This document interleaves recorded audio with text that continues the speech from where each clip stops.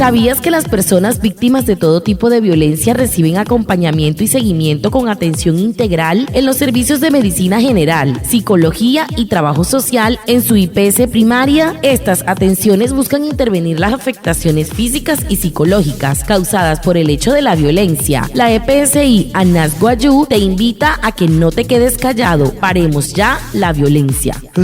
Na Guayú, atahan kan muria kan atuma wana kario kana ho kana pura wanepie ai mahanushinaya es Guayú a karta etaka nama huru puna terherre kariru punerhan hana wanu ku apno psicología namun pura kaneki trabajo social huru terherre de peheka nane pione tucha pochik erhia hituhare ha upush huchoni man kana atuma wayaral pura anai hanainaya suri nayur ha na puina ku propurokta TPSI kana Guayú hena hirhia rut kapa man kahirre wane wairku Guayú man kete hanai upush wane wairku